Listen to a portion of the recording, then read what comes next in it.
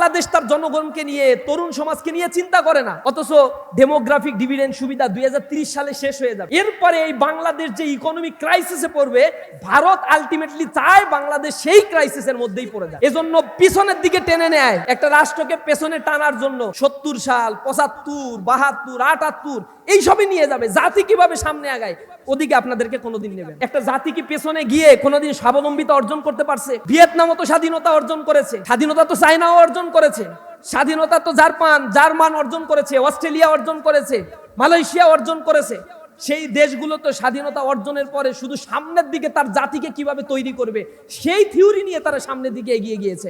আর আমরা কিছু হইলেই 72-এর সংবিধানে ফেরত যাব, কিছু হইলে 80-র দিকে চলে যাব, কিছু হইলে 90-তে চলে যাব। কেন আমরা আগামীর 2070 সালের দিকে দেখতে পাই? এখন আপনাদেরকে, এই প্রজন্মকে, আপনারা আজকে হাতি তালি দিচ্ছেন, মাস্টার্স পাস করার পরে খুব কানবেন, দেখবেন আমরা যেরকম কানছি। একটা 50-20 হাজার টাকার চাকরির জন্য কি কন্ডিশন দেয় শুনলেও লজ্জা লাগে। কন্ডিশন দেয় অনার্স পাস করা হইতে হবে, মাস্টার্সও থাকলে ভালো হয়, এসএসসি এইচএসসি তে জিপিএ 4.5 লাগবে। শুধু তা হইলে হবে না, চাকরির অভিজ্ঞতা যোগ্যতা থাকলে অগ্রাধিকার দেয়া হবে। বেতন কত? 25,000 টাকা। মিজাজটা এমন খারাপ হবে আপনার, 25,000 টাকা দিয়ে সংসারের 10 দিনও চলে না। আর ওই চাকরির জন্য হুমড়ি খেয়ে পড়ে একটা জব রিপ্লেসমেন্টের জন্য 5টা পোস্ট, 50,000 আবেদন। মানে রীতিমতো চাকরি দেয়া হচ্ছে একটা বাণিজ্যে পরিণত হয়েছে। এই জায়গা থেকে প্রাইভেট জব, এন্টারপ্রেনিয়ারশিপ ডেভেলপমেন্টের কোনো বিকল্প নাই। নিউ কলোনিয়াল সিস্টেম আমাদেরকে যে হিজিমনির মধ্যে রেখেছে, যে এডুকেশন সিস্টেম, অথর্ব এডুকেশন সিস্টেম আমাদের উপরে যে মানে চাপিয়ে দেওয়া হয়েছে, এই এডুকেশন সিস্টেমে আপনার তো একটা সার্টিফিকেট লাগবেই, কিন্তু এর পাশাপাশি first year, second year, third year থেকে নিজেকে একাডেমিক্যালি এক্সিলেন্ট করেন। ছাত্র শিবির আপনাকে কোঅপারেট করবে। চায়নায় প্রচুর স্কলারশিপ দেয়, শুধু চাইনিজ ল্যাঙ্গুয়েজ জানতে হবে। জার্মানিতে প্রচুর স্কলারশিপ দেয়, ফ্রি পড়তে পারবেন, ফ্রি, একেবারে ডাইরেক্ট ফ্রি। এখানে শুধু জার্মান ভাষা জানতে হবে। জাপানিজ ল্যাঙ্গুয়েজ যদি জানেন, ফ্রি পড়তে পারবেন। জাপানে স্কলারশিপ দেবে, নিজে খাবেন, ভালোভাবে চলবেন, ওয়াইফকে নিয়ে যাবেন, স্পাউস ভিসা পাবেন, বাপ মার জন্য মাস শেষে 10 লাখ 12 লাখ টাকাও পাঠাইতে পারবেন। এখন কাজটা কি? জার্মান ভাষা শিখতে হবে আপনাকে। এখন আমাদের দেশে ইউনিভার্সিটিতে পড়া অনার্স মাস্টার্স পাস করবেন, পাস করার পরে ইংরেজিতে ফ্লুয়েন্টলি যে আপনি 50টা মিনিট বক্তব্য রাখবেন তা পারবেন না, কারণ এখানে ভাষা শিক্ষার প্রতি গুরুত্ব দেওয়া হয় না। এখানে কি শেখানো হয়? একটা স্লাইড পড়াবে টিচার, স্লাইডটা ধরাই দেবে, ওইটা পড়বেন, পাস করবেন, শেষ। এরপরে তো সিনিয়রের পিছনে আসে। এখন সব টিচারের কথা বলছি না, কিছু টিচার মন মানসিকতা আছে, স্টুডেন্টদেরকে শিখায়, কিন্তু অ্যাজ এ হোল ইউনিভার্সিটিগুলো হওয়া উচিত ছিল জ্ঞান চর্চার জায়গা, সেই জায়গাটা হচ্ছে না। এখন ফার্স্ট ইয়ার থেকে আপনাদের অ্যাম্বিশনটা ঠিক করেন। ফার্স্ট ইয়ারে একটা ছাত্র আসার পরে কি হয় জানেন? মানসিকতা এমন হয় যে আমরা ওই সুপিরিয়র কমপ্লেক্সে ভুগতে থাকি, বিশাল কিছু হয়ে গেছে। ওই বিশাল কিছুর জায়গা থেকে অ্যাম্বিশন থাকে যে আমি ইউনিভার্সিটির টিচার হব, কারণ ফার্স্ট ক্লাস ফার্স্ট হইলে ইউনিভার্সিটির টিচার। এখানে আবার শেষ কথা বলে কিছু নাই, ইউনিভার্সিটির টিচার হইলে আপনি ফার্স্ট ক্লাস ফার্স্ট হন আর থার্ড হন, আপনার পাবলিকেশন থাকুক আর না থাকুক, কোনো রাজনৈতিক দলের সাথে সংযোগ না থাকলে আপনি চাকরি পাবেন না ইউনিভার্সিটি। এটা হচ্ছে আর একটা প্রবলেমের একটা জায়গা। মেধার ভিত্তিতে ইউনিভার্সিটিগুলো চলে না। যদি চলতো তাহলে তো এখানে একটা প্রতিযোগিতা তৈরি হতো। ইউনিভার্সিটিতে আপনি ফার্স্ট ইয়ারে ভর্তি হওয়ার পরে দেখবেন সবাই সিটের জন্য পাগল হয়ে যায়, কেউ কাউকে বলতে চায় না বন্ধুদের কি পড়ছে আর কি পড়ে নাই, হ্যাঁ, লুকাইতে থাকে, চিন্তা করে আমি ফার্স্ট হবো আর কাউরে ফার্স্ট হইতে দেবো না। এই মানসিকতা সবার ভিতরে। ওই মানসিকতা, আমি বলছি, এই মানসিকতা আপনারা কখনোই লালন করবেন না। বন্ধুদেরকে সহযোগিতা করার চেষ্টা করবেন। এইটা এমন একটা বন্ডিংস, লাইফের শেষ মুহূর্ত পর্যন্ত আপনার কাজে লাগবে ইনশাআল্লাহ। ইউনিভার্সিটিটা নেটওয়ার্কিং তৈরির জায়গা, ইউনিভার্সিটি হচ্ছে ইউনিভার্সাল থিঙ্কিং এর জায়গা। সেই জায়গাটা যেন আমরা ধরে রাখতে পারি, ফার্স্ট ইয়ার থেকে সেভাবে নিজেকে বিল্ড আপ করার জন্য চেষ্টা করবো ইনশাআল্লাহ।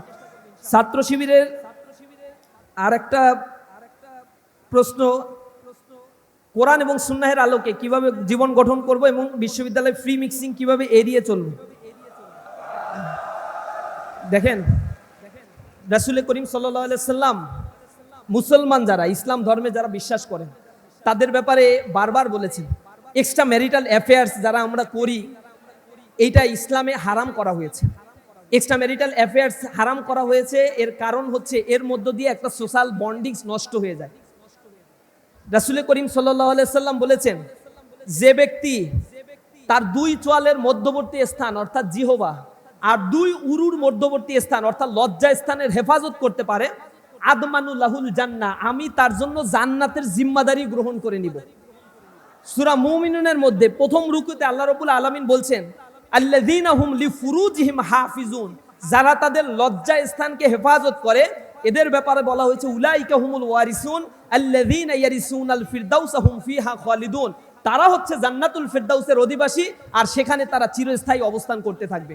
সুতরাং লজ্জা স্থানের হেফাজত করাটা এত গুরুত্বপূর্ণ। কিয়ামতের ময়দানে এই ব্যাপারে আল্লাহ রাব্বুল আলামিন আপনাদেরকে জিজ্ঞাসিত করবেন, যৌবনকালকে কোন পথে অতিবাহিত করেছো? আল্লাহ রাসূল বলছেন লা তাজুলু কদামা ইবনি আদামা হাত্তা ইউসআল আন খামসিন, আন উমরিহি ফিমা আফনা ওয়া আন শাবাবিহি ফিমা আবলা ওয়া আন মালিহি মিন আইনা ইকতাসাবা। 5টা প্রশ্নের উত্তর না দিয়ে কোনো বনিয়াদম এক পাও সামনের দিকে অগ্রসর হতে পারবে না।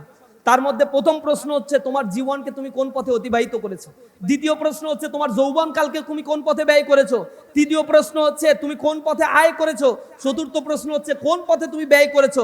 আর 5 নম্বর প্রশ্ন হচ্ছে যা জানতা সেই অনুযায়ী তুমি আমল করেছো কিনা। সুতরাং লাইফে একটা ইথিক্স মেইনটেইন করে চলতে হবে। একটা প্রভাব বাক্য আপনারা পড়েছেন, when money is lost nothing is lost, when health is lost something is lost, but when character is lost everything is lost। জীবন যখন শেষ হয়ে যায়, চরিত্র শেষ হয়ে যায়, সবকিছু ধ্বংস হয়ে যায়। আমরা আশা করি সেই উত্তম চরিত্র গঠনের জন্য আপনারা পবিত্র জীবনযাপনের জন্য কোরআন এবং সুন্নাহের সংস্পর্শে আসবেন। আজকে ফ্রি সেক্স লিভিং টুগেদার প্রথার কারণে ওয়েস্টার্ন সোসাইটি যেভাবে ধ্বংস হয়ে গিয়েছে, 56টা ওয়েস্টার্ন সোসাইটির দেশ আছে যেখানে নেগেটিভ পপুলেশন, সন্তান জন্ম নেয় না। ইউরোপ আমেরিকায় যান, আপনাকে নাগরিকত্ব দেবে, গ্রিন কার্ড দিয়ে দেবে, এর কারণ হচ্ছে তাদের জনসংখ্যা নাই। অস্ট্রেলিয়াতে যান, সেখানে অধিকাংশই হচ্ছে বিদেশ থেকে গিয়ে ওইখানে সেটেলমেন্ট হওয়া, নিজের জনসংখ্যা তৈরি হচ্ছে না। ফ্রি সেক্স লিভিং টুগেদার, ছেলেরা ছেলেদের বিয়ে করে, গেই ম্যারি, মেয়েরা মেয়েদের বিয়ে করে, লেসবিয়ানিজম, এই উন্মত্ততা, এই নোংরামি, এই বেহায়াপনা ওই সমাজকে ধ্বংস করে দিয়েছে। আল্লাহ রাব্বুল আলামিন লূত জাতিকে ধ্বংস করেছিলেন কি কারণে জানেন? লূত আলাইহিস সালাতু ওয়াস সালামের জাতি পুরুষ পুরুষে বিয়ে করত, মেয়ে মেয়েকে বিয়ে করত।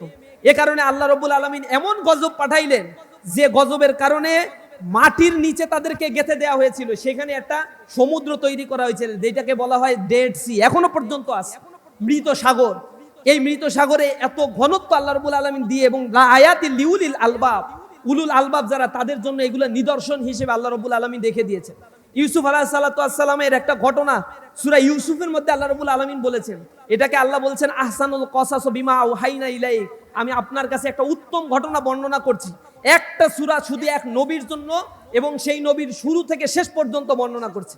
সেখানে একটা গুরুত্বপূর্ণ হলো ইউসুফ আলাইহিস সালাতু ওয়াস সালামের চেহারা এত সুন্দর ছিল, জুলাইখা যখন তাকে অপকর্মের জন্য আমন্ত্রণ জানিয়েছিল, 70টা দরজা একসাথে লাগিয়ে দিয়ে কপাট, এরপরে অন্দরমহলে তাকে নিয়ে গিয়ে অন্যায় কাজের জন্য যখন আহ্বান জানিয়েছিল, তখন ইউসুফ আলাইহিস সালাতু ওয়াস সালাম বলেছিলেন ক্বালু মাআযাল্লাহ ইন্নাহু রাব্বি আহসানা মাসআ ইন্নাহু লা ইউফলিহু যালিমুন।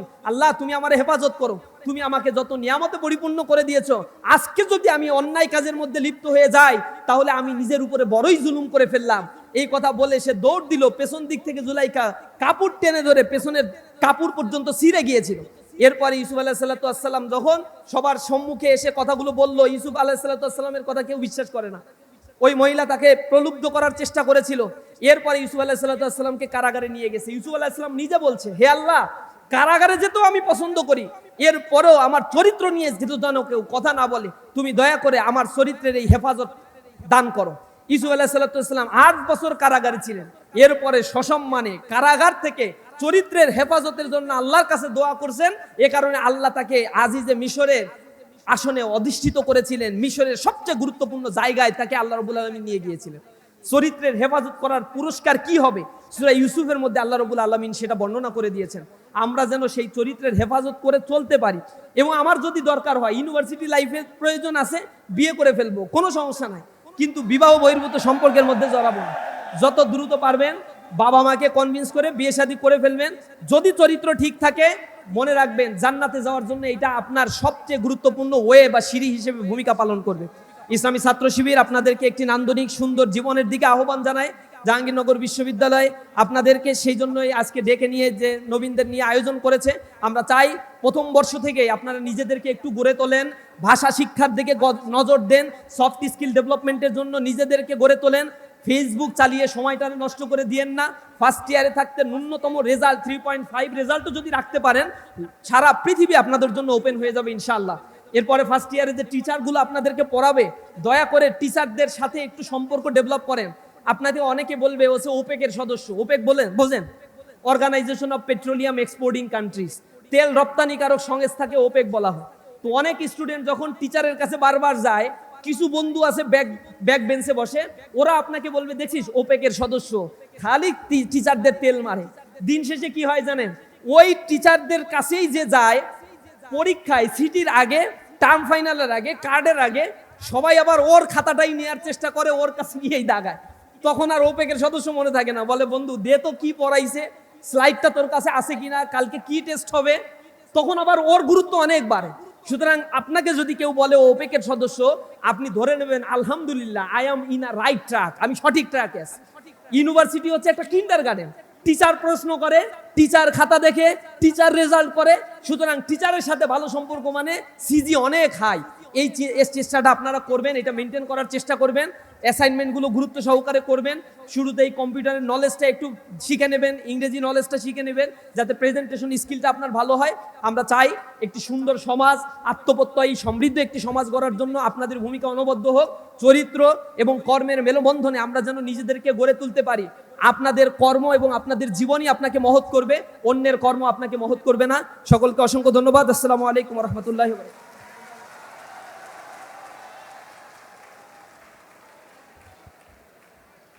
কিলের ওজন খাওয়ার পরেও এখনো টের পাও না যে কি করতে চাই। তো এখানে ওঠার সময় যে পরিমাণে তালি দিছেন, তাতে বোঝা গেছে যে কথা না বললে ছাইরা দিলে আমরা বাইসা যাই। এখন হচ্ছে রাত অনেক হয়ে গেছে। যাক আলহামদুলিল্লাহ। এখন যেহেতু আমি যশোর থেকে আসছি, যশোরের প্রোগ্রাম ছিল, অনেক বড় ট্রাভেল করে, কিছু বলতেই হবে আমাকে। যত সংক্ষেপে বলা যায় তত কল্যাণ। বিরক্তির কারণ হওয়ার আগ পর্যন্ত ইনশাআল্লাহ আমরা অল্প সময়ে শেষ করে ফেলব। বিসমিল্লাহির রহমানির রহিম। আজকের জাহাঙ্গীরনগর বিশ্ববিদ্যালয়ে ইসলামী ছাত্র শিবিরের উদ্যোগে ফ্রেশার্সদের নিয়ে নবীন বরণ প্রোগ্রামের সম্মানিত অতিথিবৃন্দ, প্রিয় সাংবাদিক বন্ধুগণ, প্রিয় উপস্থিতি, আসসালামু আলাইকুম রহমতুল্লাহ।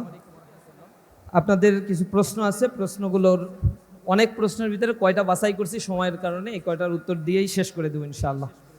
একজন প্রশ্ন করছেন, ছাত্র শিবির শিক্ষার্থীদের ক্যারিয়ার গড়তে কি পদক্ষেপ নেবে যাতে একজন শিক্ষার্থীকে অনার্স জীবন শেষে বেকারত্বের অভিশাপ বয়ে বেড়াতে না হয়? আপনি একটা ভালো জিনিস ট্রেস আউট করছেন। আমার মাস্টার্সে একটা থিসিস পেপার ছিল, ওই পেপারের নাম ছিল career aspiration of the student of south coastal region in Bangladesh. তো সেখানে শত শত স্টুডেন্টের ইন্টারভিউ নিয়েছিলাম, ইউনিভার্সিটির স্টুডেন্টদের। সেখানে দেখলাম ফার্স্ট ইয়ারে একটা স্টুডেন্ট যখন ইউনিভার্সিটিতে ভর্তি হয়, তখন সেই ভদ্রলোকের বা ভদ্র মহাশয়ার ক্যারিয়ার অ্যাসপাইরেশন থেকে আসমান চুম্বি। সবাই বিসিএস ক্যাডার এবং ইউনিভার্সিটি শিক্ষকের নিচে কেউ নামতে চায় না। অনেক বইলে কয়া যদি একটু নামানো যায়, সেটা তো মন খারাপ করে খুব। তা আমি second year, third year, fourth year, masters এবং মাস্টার্স শেষ করা মানুষদের কাছে যখন ইন্টারভিউ নিলাম, দেখলাম যে সেকেন্ড ইয়ারে ওঠার পরে অ্যাসপাইরেশনটা কমে যায়, হালকা করে কমে যায়। মাস্টার্সে যাওয়ার পরে আরও কমে। এরপরে চিন্তা করে একটা এনজিওর চাকরি হইলেই হয়, ভাই বাবা মা খুব বিপদে আছে, একটা চাকরি করে সংসার চালাইতে হবে। ফার্স্ট ইয়ারে আসলে কিন্তু কেউ এটা বলে না। এই যে ফার্স্ট ইয়ারে আসছেন, এখন মনে হবে যে আমি কি না কি। আসলে চাকরির বাজারে নেমে দেখবেন যে 40 লক্ষ বেকার, তখন বোঝা যাবে আমি আসলে কি। এমন বেকারত্বের একটা ফ্যাক্টরি বাংলাদেশ। এবং বিশ্ববিদ্যালয় থেকে পাশ করার পরে ইন্ডাস্ট্রি অ্যাফিলিয়েশন না থাকার কারণে স্টুডেন্টরা এত বেশি ট্রমাটাইজ হয় যা কল্পনার বাইরে। এই জায়গায় আমাদেরকে একটা ফিলসফি লালন করতে হবে। আইনস্টাইনের একটা বক্তব্য আছে, তিনি বলেছেন life is like riding a bicycle, to keep your balance you must keep moving. জীবনটা হচ্ছে একটা বাইসাইকেলের মতো। যদি তুমি বাইসাইকেলের ভারসাম্য রক্ষা করতে চাও, ইউ মাস্ট কিপ মুভিং। তোমাকে অবশ্যই বাইসাইকেলের প্যাডেলটি ঘোরাতে হবে। যদি তুমি বাইসাইকেলের প্যাডেল না ঘুরাও, তাহলে হয় তুমি ডান দিকে কাত হয়ে যাবা, অথবা বাঁ দিকে কাত হয়ে যাবা, অথবা স্থবির হয়ে পড়ে থাকবা।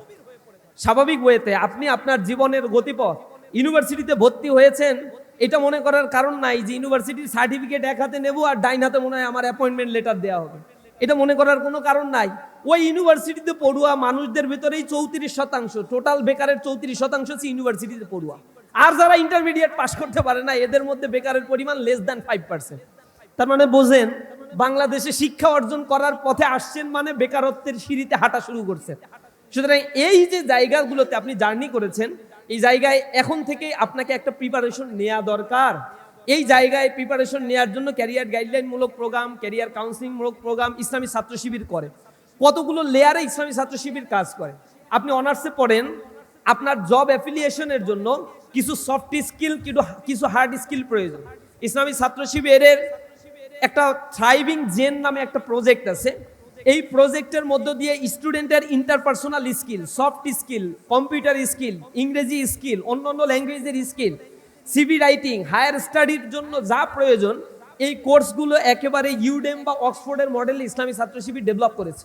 আপনি সেখানে এনরোল করে একেবারে নামকা অবস্থায় একটা ফি দিয়ে আপনি সেই কোর্সগুলো করে সার্টিফিকেট গেইন করতে পারেন। এখানে আপনার জব স্কিলের ক্ষেত্রে অন্যদের থেকে আপনি এগিয়ে যাবেন। ইসলামী ছাত্র শিবিরের রিসার্চ ডিপার্টমেন্ট আছে। এই ডিপার্টমেন্টের কাজ হচ্ছে দুনিয়ার মস্ত বড় রিসার্চার যারা পৃথিবীর বিভিন্ন জায়গায় আছে এই মানুষদের সাথে আপনাদের একটা কানেকশন ডেভেলপ করে দেয়া। যারা রেজাল্ট ভালো করে, সিজিপিএ যাদের একটু ভালো, হায়ার স্টাডি করতে যেতে চায়, দেশে থাকতে চায় না, এই মানুষরা হায়ার স্টাডির ক্ষেত্রে স্কলারশিপ কোথায় পাবে, কিভাবে পাবে, এই বিষয়গুলোর কানেক্টিভিটি ডেভেলপ করে দেওয়ার জন্য ইসলামী ছাত্র শিবির গবেষণা বিভাগ কাজ করে। এইচআরএম ডিপার্টমেন্ট আছে, সেখানে কাউন্সিলিং এজেন্সি, গ্রুমিং এজেন্সির মাধ্যমে স্টুডেন্টদেরকে আমরা এঙ্গেজ করার চেষ্টা করি, তাদের ক্যারিয়ার কাউন্সিলিং দেওয়ার চেষ্টা করি। বাংলাদেশ একটা দেশ, যে দেশে জন্মগ্রহণ করে আমাদের কিছুটা দুর্ভোগ পোহাতে হয়, এত বেশি বেকারত্ব, কিন্তু এত যুব সমাজ। বাংলাদেশের জন্য এটা আশীর্বাদ হওয়ার কথা ছিল, কিন্তু এইটা হয়ে গেছে এখন একটা অভিশাপের মতো। এই সময়টা, এই যে সময়টা আমরা পার করছি 2006 সাল থেকে 2030 সাল পর্যন্ত, এটাকে বলা হচ্ছে ডেমোগ্রাফিক ডিভিডেন্ড। এই ডেমোগ্রাফিক ডিভিডেন্ড সাইকেলের মধ্যে একটা দেশের নির্ধারিত একটা সময়ে তরুণ প্রজন্মের সংখ্যা বা কর্মক্ষম জনগোষ্ঠীর সংখ্যা যখন বেশি থাকে সেটাকে বলা হয় ডেমোগ্রাফিক ডিভিডেন্ড। এই ডেমোগ্রাফিক ডিভিডেন্ড সুবিধা একটা দেশ 100 বছরের মধ্যে একবার পায় 20 বছরের জন্য। এরপরে ডেমোগ্রাফিক ডিভিডেন্ড সুবিধা যখন শেষ হয়ে যায় আর 80 বছরের মধ্যে এই সুবিধা একটা দেশের জন্য আসে না। এই সুবিধাটা যে দেশ পেয়েছে সেই দেশ এই সুবিধাটাকে কাজে লাগানোর পরে পৃথিবীতে উন্নত দেশের তালিকায় চলে গিয়েছে। জার্মানির কথা চিন্তা করেন, সেকেন্ড ওয়ার্ল্ড ওয়ারের পরে যুদ্ধ বিক্ষুব্ধ একটা দেশ কিভাবে মাথাচাড়া দিয়ে আবার উঠেছে। জাপান, যার 2টা বোমা মেরে জাপানকে তছনছ করে দেওয়া হয়েছিল, লিটল বয় ফ্যাট ম্যান, এই বোমার পরেও জাপান এখন পৃথিবীর ইকোনমিকের কন্ট্রোলিং এর ক্ষেত্রে যে দেশগুলো কন্ট্রিবিউশন করে তাদের মধ্যে একটা। আপনি সিঙ্গাপুরের কথা চিন্তা করেন, 1965 সালে যাকে জোর করে স্বাধীনতা দেওয়া হয়েছে, স্বাধীনতার জন্য আমাদের জীবন দিতে হয়, আর সিঙ্গাপুরকে বলছে বাবা তুমি স্বাধীন, যাও তুমি আলাদা হও। ও বলছে যাবো না, এরপরে বলছে না তুই আলাদা হ। লে কুয়ান তারপরে বলছে যে সিঙ্গাপুরকে আমি কি করি, চায়নাকে এটা দেখাই ছাড়বো আমি। অল্প একটা জনগোষ্ঠী, তার ন্যাচারাল কোনো রিসোর্স নাই, অল্প কিছু মানুষকে নিয়ে সিঙ্গাপুর মেরিটোক্রেসির চর্চা করে আজকে ওয়ার্ল্ড র্যাঙ্কিংয়ে ইকোনমিক ড্রাগনে পরিণত হয়েছে। সিঙ্গাপুর, হংকং, তাইওয়ান, এদেরকে বলা হয় little dragon of economic development. এত প্রাচুর্যতা। চায়না একটা জায়গা তৈরি করছে গুয়াংজু রিভারের পাশে, গ্রেটার বে এরিয়া। এই গ্রেটার বে এরিয়ার এখন ইকোনমিক ভ্যালু হচ্ছে $4.4 ট্রিলিয়ন। ছোট্ট একটা বাংলাদেশ, ঢাকার মতো একটা সিটি পৃথিবীর টপ ইকোনমির 10টা দেশের মধ্যে অন্তর্ভুক্ত করে ফেলছে। 134 কোটি জনসংখ্যার দেশ চায়না, তার ইন্ডাস্ট্রি অ্যাফিলিয়েটেড এডুকেশন সিস্টেমের মধ্য দিয়ে শতভাগ মানুষকে তারা কর্মের মধ্যে এঙ্গেজ করতে সক্ষম হয়েছে। সিঙ্গাপুরে মেরিটোক্রেসির চর্চা করে তারা বলছে, লি কুয়ানের একটা থিওরি হচ্ছে একটা প্রজন্মের মধ্যে, একটা জেনারেশনে 20 জন টপ মেধাবীদের জন্ম হয়। এই 20 জন টপ মেধাবীদেরকে যদি স্ক্রুটিনিং করা যায়, এদেরকে যদি কাজে লাগানো যায়, একটা দেশ উন্নত হয়। সে হার্ড একটা এডুকেশন সিস্টেম তৈরি করে টপ মেধাবীদেরকে ইন্টারমিডিয়েটের পরে বাছাই করে 3 বছরের জন্য ইউনিভার্সিটির শিক্ষা দিয়ে এরপরে টপ 20 মেধাবীদেরকে বাছাই করে নিয়ে হায়ার এডুকেশন, এরপরে তাদেরকে মাল্টিন্যাশনাল কোম্পানিগুলোতে জব দিয়েছে। যেহেতু তারা ট্যালেন্টেড, তারা খুব দ্রুত ওই কোম্পানির সিও অথবা সিএফও বড় বড় পোস্টে চলে যায়। 25 বছর বয়সের ব্যবধানে, 30 বছর বয়সের ব্যবধানে একটা কোম্পানিতে যোগ্যতার কারণে টপ ম্যানেজমেন্টে যাওয়ার পরে ওই লোকটাকে আবার হায়ার করে গভর্নমেন্ট পলিটিক্স করার জন্য। তাদেরকে হাই রিমুনারেশন অফার করে যে তোমরা আসো, পলিটিক্সে আসলে এই সুযোগ সুবিধা তোমাদেরকে দেওয়া হবে। এ কারণে সিঙ্গাপুরের পলিটিক্স কোনো ব্যুরোক্রেটরা কোনো ডিপ স্টেট পরিচালনা করে না, সিঙ্গাপুরের পলিটিক্সকে পরিচালনা করে সিঙ্গাপুরের পলিটিশিয়ানরা। আর পলিটিশিয়ানরা সিঙ্গাপুরের সবচেয়ে টপ ক্লাস মেধাবী এবং প্রায়োরিটি বেসিসে তাদেরকে এই জায়গাগুলোতে এঙ্গেজ করা হয়। আপনি বিজনেস করতে চান, আপনাকে রিসার্চ দিয়ে, আপনাকে কোঅপারেশন দিয়ে, ট্রেনিং দিয়ে সিঙ্গাপুর গভর্নমেন্ট সর্বোচ্চ সহযোগিতা করে, তাইওয়ান, হংকংয়ের গভর্নমেন্ট সর্বোচ্চ সহযোগিতা করে। অথচ সেই দেশ বাংলাদেশের সমসাময়িক সময় স্বাধীনতা অর্জন করে তাদের মাথাপিছু আয় 43,000 মার্কিন ডলার, আর বাংলাদেশ 55 বছর পরে এসে 3,000 মার্কিন ডলার, তাতেও আছে আবার শুভঙ্করের ফাঁকি। এই জায়গায় প্রবলেমটা হচ্ছে মেরিটোক্রেসির চর্চা নাই। আর দ্বিতীয় সমস্যা হলে ইউনিভার্সিটিতে পড়ার পরে একটা ছাত্র কেন ইউনিভার্সিটিতে পড়ার পরে কি চাকরি করবে, কোথায় যাবে, এগুলোর কোনো সুনির্দিষ্ট গাইডলাইন ইউনিভার্সিটির ছাত্রদেরকে দেওয়া হয় না। এটা এত লজ্জাজনক একটা ব্যাপার। ইউনিভার্সিটিতে বাংলা সাবজেক্ট আছে, রাষ্ট্রবিজ্ঞান আছে, দর্শন আছে, পালি আছে। এই সাবজেক্টগুলো যে কেন পড়ে, কতগুলা যে এই সাবজেক্ট খোলা, একটা কলেজ খুললে রাষ্ট্রবিজ্ঞান খুললো, যারা রাষ্ট্রবিজ্ঞানে পড়ছেন আপনারা মানে মন খারাপ করিয়েন না, রাষ্ট্রবিজ্ঞান প্রয়োজন আছে, কিন্তু তার জব রিপ্লেসমেন্ট না থাকলে এই রাষ্ট্রবিজ্ঞানের কি দরকার আছে? পালিতে পড়াও, উর্দুতে পড়াও, ফার্সিতে পড়াও, পাশ করে যাওয়ার পরে আমি কোথায় চাকরি করব সেটা আমারে বলতে পারো না। গতদিন এক ব্যাংকের ম্যানেজারের সাথে কথা বলছিলাম, আমি জিজ্ঞাসা করছি কিউরিসিটি থেকে, আপনি কোথায় পড়ছেন? বলেন ঢাকা বিশ্ববিদ্যালয়ে। তারপর কোন সাবজেক্টে পড়ছেন? বলছে ইসলামিক স্টাডিজে। ইসলামিক স্টাডিজে পড়া ঢাকা বিশ্ববিদ্যালয়ে আপনি একজন ব্যাংকে চাকরি করতে, তো ব্যাংক আর ইন্স্যুরেন্সে যারা পড়ছে ওই বেচারারা করবে নাকি? ওদের তো চাকরি করার কথা এইখানে, ওরা করতেছে। আর আপনি ইসলামিক স্টাডিজে পড়ছেন, আপনি মাদ্রাসায় চাকরি করেন, আপনি কোনো এই রিলেটেড কোনো জায়গায় চাকরি করেন, আপনি দায়ী ইলাল্লাহর ভূমিকা পালন করেন। আমাদের দেশে সাবজেক্ট কোনো ম্যাটার না। আপনি ফার্স্ট ইয়ারে আসবেন, দেখবেন ইউনিভার্সিটির হলগুলো, রিডিং রুমগুলো ভরা, পড়তেছে কি জব সলিউশন, পড়তেছে কি MP3। তো যদি MP3 আর জব সলিউশনই আলটিমেট আমাদের লক্ষ্য হয়, তাহলে MP3 আর জব সলিউশন তো ফার্স্ট ইয়ার থেকে আমাদেরকে পড়ানো দরকার।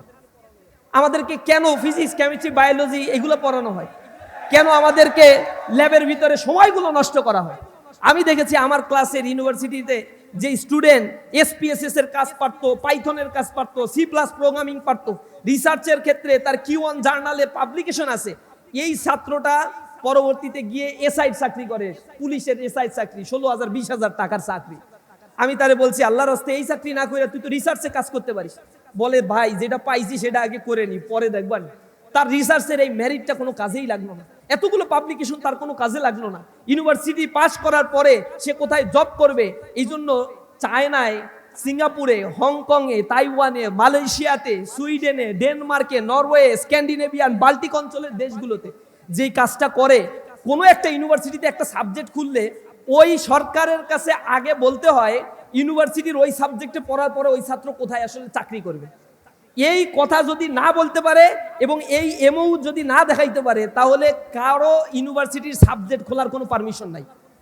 একটা ইন্ডাস্ট্রিকে বলা হয় যে তুমি আমার এই যে অনার্সে এই ছাত্রদেরকে আমি পড়াবো, তুমি বিনিময়ে চাকরি আমাকে এইখানে এই ইন্ডাস্ট্রিতে দেয়া হবে।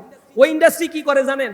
ওই সাবজেক্টে পড়ুয়া ছাত্রদের এনভায়রনমেন্ট তৈরি করা, পড়ার ক্ষেত্রে যত সুযোগ সুবিধা, ট্রেনিং ওই ছাত্রকে দেয়া দরকার, ওই ইন্ডাস্ট্রি প্রোভাইড করে তার মানে সোশ্যাল কর্পোরেট রেসপন্সিবিলিটির জায়গা থেকে। এটা কেন করে? কারণ সে জানে ওই ছাত্র যখন এই ইউনিভার্সিটি পাস করে যাবে তখন তো আমারই চাকরি দিতে হবে। তাহলে ওকে যদি আমি ইউনিভার্সিটিতে পড়াকালীন তৈরি করি, তাহলে তো আর আমার কোনো কষ্ট করা লাগতেছে না। এখনই তাকে আমি এমনভাবে তৈরি করব যাতে চাকরিতে ঢোকার সাথে সাথে আমি ওর কাছ থেকে বেনিফিট নিতে পারি। এই সিস্টেমটা ভালো লাগে না আপনাদের? তো বাংলাদেশে বসে এইসব টের পাবেন না, এগুলো দুনিয়ার সব জায়গা চলে, শুধু বাংলাদেশ বাদে।